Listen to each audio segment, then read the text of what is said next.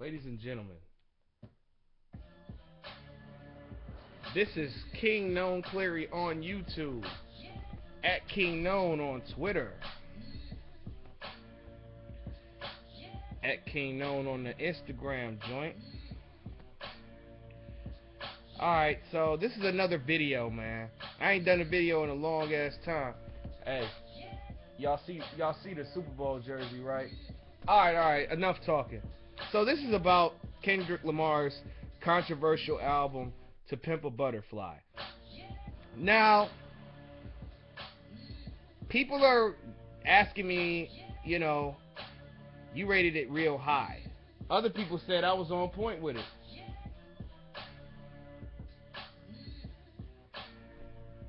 But anyway, like I said, the album is artistic evaluation of the self of Kendrick Lamar. And it'll make you question yourself and question where your life is going and kind of make you a better person, in my opinion. Other people don't see it that way. Other people just say, I only like about 4 songs on here. I only like 4 or 5 songs on here and blah, blah, blah, blah. And me personally, I don't get it. It's like, okay, I totally get that there's only 4 or 5 songs that you could just ride to and shit. But they are right in this format. Like, you gotta play the entire project start to finish. You can't just play real pieces of the shit. You know what I'm saying? That's what I realized within the first week of me copping this record. And I felt all of these songs because I've been in these positions, in every piece of the positions. The only thing that I haven't done was do my research like Kendrick did. So, I mean, the record is just great. If you want to know how I came up with these ratings, just stay tuned. Okay? Now, how I came into these ratings, let's see. The first record is called Wesley's Theory, and it features George Clinton and Thundercat. Now, George Clinton is a funk icon and a very big figurehead on the West Coast, even though he was one of the keys to the Ohio sound blowing up with the Parliament Funkadelic movement.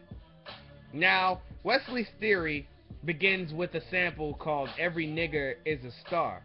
And Kendrick was right on point because he was referring to the 15 minutes of fame, Instagram, social media whores that become stars overnight, like that fat piece of shit 9-year-old Terrio, which I cannot stand. That fat ass motherfucker should be in school, not on Instagram getting money that I should be getting for working hard in college.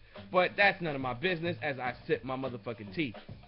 Anyway, Wesley's Theory is a funky, bouncing track. Reminds you of the motherfucking days of the parks and the family reunion picnics and stuff like that. I gave the track a 4.5 for perfect execution on that mug. The next one is called For Free Interlude, where he does a spoken word poem to a Terrace Martin instrumental where this girl is just screaming at Kendrick Lamar and hating on the nigga for, I guess, being a lame. And Kendrick Lamar just comes on the mic and just said, this dick ain't for free, basically. And just goes on a 2-minute rant about how this dick ain't free, in a poetry standpoint. I think the track is great. And it's a great understanding to today's everyday guy on what he goes through. Everyday gentleman has to go through with these shrews that they call girls. These aren't women, these aren't queens, these are just the basic women. And Kendrick Lamar is just knocking some sense into this broad. And I gave that shit a 5 because I can relate to that. Kingknown, one of my favorite records on the album, produced by a guy named Soundwave. Soundwave just did a great job on bringing that DJ Quick element to this record. And it's got that West Coast bounce, it's got that nice little sprinkle of, West Coast funk, man, and it's just bringing you back to the 90s West Coast, and Kingknown is just Kendrick Lamar calling out all these fake ass rappers that are using everybody else's bars and shit. It's cool, but me as a rapper myself, I tend not to use other niggas' bars like that unless I'm paying homage. But I don't pay homage that often, and I think that Kingknown is a 5 out of 5. Institutionalized, featuring Bilal and Wise and Snoop Dogg. Institutionalized got two parts to it. It's got like they're both West Coast funked out, and he's just tired of black people being put in the same box. And he's just speaking out to, we are more than just niggas that eat chicken and drink Kool-Aid and endorse athletes and shit like that. And that we have become slaves of ourselves. And then it's kind of more like a self-documentary as well. And throughout the album, Kendrick Lamar basically has these little interludes about how he remembers how he was, boxed in, and how he was going crazy in a hotel room, and then he finally broke out the hotel room and then decided to come home to get some self-clarity and such. And Snoop Dogg has a nice little part, even though it's like a whole ass 4 bars and shit. But Institutionalized is a very dope song. I give it a 4.5 out of 5. If These Walls Could Talk, featuring Bilal, Anna Wise, Thundercat, and James Fauntleroy. If These Walls Could Talk got that 2-step flow. I mean, Terrace Martin, Soundwave comes at it again. Soundwave is becoming a dope producer, man. He's really hard, man. He produces a majority of this project and has a lot of co-producer credits as well. These Walls Could Talk, it's just Kendrick Lamar just analyzing again, like, regular everyday things that go on in Compton, California. And then he's painting a beautiful picture, and the sound is just got that 2-step funky rhythm to it. I give it, a 4.5 out of 5. The next track, You. This is when Kendrick Lamar starts to break down on the inside. He starts to take his storytelling into a new light, and where he's talking about loving himself is complicated. And then he goes on, and then it's like one piece of a track, and then the second piece of the track, he's drinking in sorrow because, he's complaining about, I guess, basically himself. Like, he FaceTimed with an individual that was shot, where he could have been, while he was in that hotel room spazzing out, he could have been there by his bedside before he passed away from his wound. So, You is just like, I've had many of those moments where I have to put myself in a room, locked up, and talk to myself out of my depression domain.